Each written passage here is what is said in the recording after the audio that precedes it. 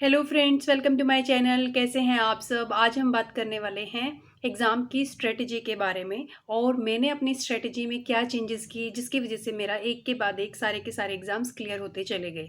तो देखिए, पहले मेरे एग्ज़ाम्स क्लियर नहीं हो रहे थे, बट मैंने अपनी स्ट्रेटजी में कुछ चेंजेस किए जिसकी वजह से मेरे एक के बाद एक सारे के सारे एग्ज़ाम्स लाइन से क्लियर हो गए।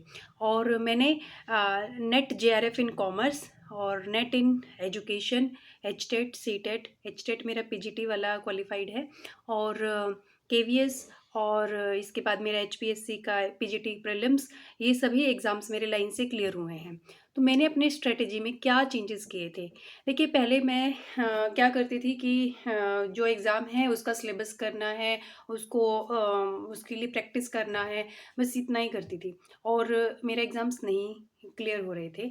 उसके बाद फिर मैंने क्या किया, मैंने अपने सिलेबस को डिवाइड कर लिया कि मुझे ये जो सिलेबस है वो इतने दिनों में कंप्लीट करना है और डेली मुझे इतना इतना टारगेट कंप्लीट करना है।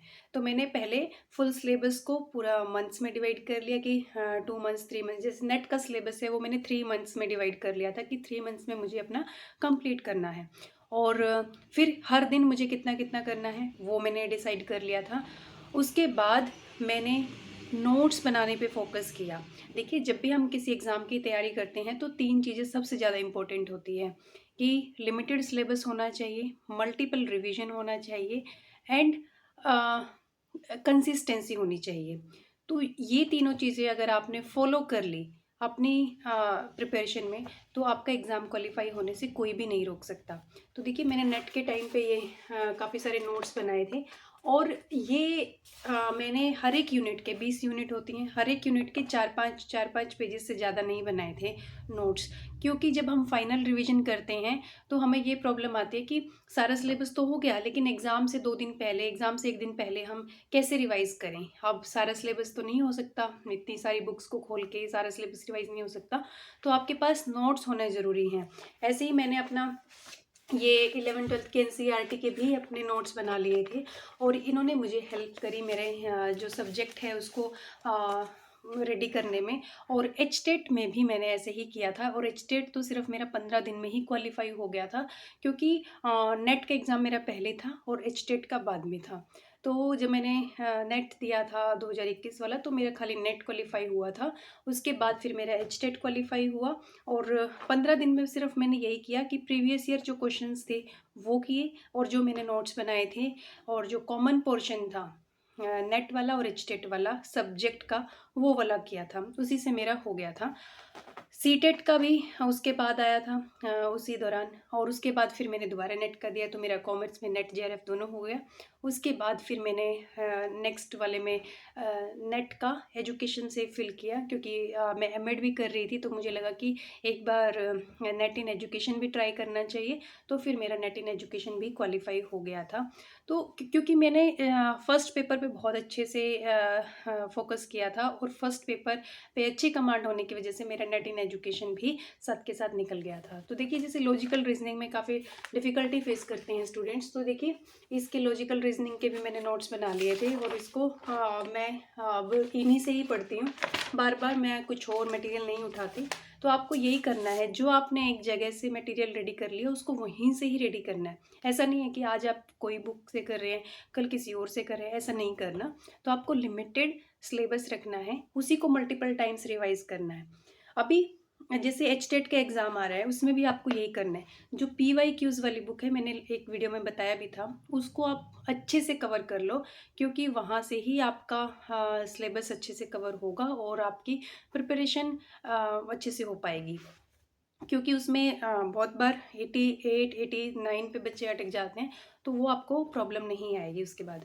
और कंसिस्टेंसी, आपको कोई भी दिन अपना वेस्ट नहीं करना है। जैसे कि कई बार ये होता है ना कि एक दिन तो कुछ भी नहीं पढ़ा, एक दिन 7-8 घंटे पढ़ लिए, ऐसा नहीं।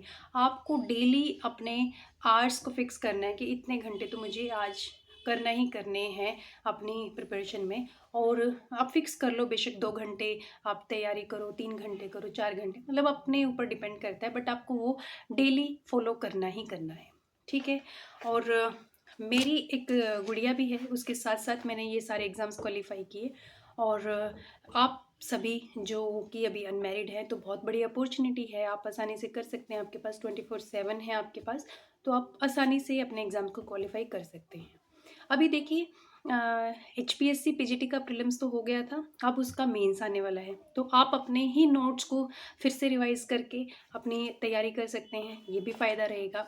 और अभी जो स्टूडेंट्स एचटेट के लिए प्रिपेयर कर रहे हैं, मैं उनको बता दूं कि अभी आप एचटेट पे अगर अच्छे से कमांड लेके पढ़ेंगे अपने सब्जेक्ट पे, तभी आपको नेक्स्ट टाइम फ़ायदा होगा। मतलब कि अगर आप लेक्चरर टीचर बनना चाहते हैं, तो उसमें आपकी यहीं पे जर्नी ख़त्म नहीं होती है। आपको एचटेट क्वालिफाई करना है, उसके बाद एचपीएससी का प्रीलिम्स क्वालिफाई करना है, मेंस क्वालिफाई करना है, इंटरव्यू क्वालिफाई करना है, उसके बाद आप सेलेक्ट होंगे। तो अगर आप अभी से ही नोट्स मेकिंग हैबिट बना लेंगे, तो आपको वो अपने उन एग्ज़ाम्स की तैयारी में भी बेनिफिट दिलवाएगी फॉर श्योर। तो आपको नोट्स मेकिंग हैबिट बनानी है, जो भी आप पढ़ते हैं वो नोट्स बना लें उनके शॉर्ट में। और कई स्टूडेंट्स बोलते हैं कि मैम आप अपने नोट्स प्रोवाइड करवा दें।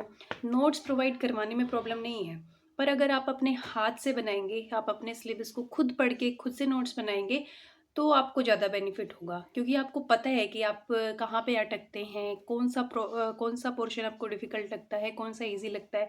आप इस हिसाब से अपने नोट्स को बना सकते हैं। हाँ, पर मैं आपको ये हेल्प कर सकती हूँ कि आप A4 शीट लो और उसको ऐसे 3 पार्ट्स में मैंने डिवाइड कर लिया था, और एक ये फुल चैप्टर है, मैंने एक पेज पे फुल चैप्टर को कवर किया हुआ है। तो अगर मुझे ये चैप्टर कवर करना है, रिवाइज़ करना है, तो मैं ये एक पेज 5 से 7 मिनट में पढ़ के इसको रिवाइज़ कर सकती हूँ।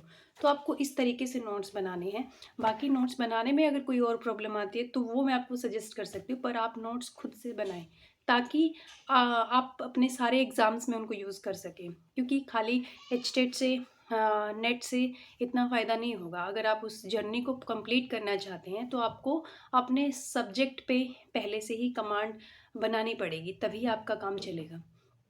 तो 3 रूल्स को फॉलो करें, limited syllabus, multiple revision and consistency. अगर आपने इन तीनों रूल्स को फॉलो कर लिया, तो आपका एग्ज़ाम्स क्वालिफाई होने से कोई नहीं रोक सकता। मैं ये फिर से बोल रही हूँ, और आप ये चीज़ करके देखिए।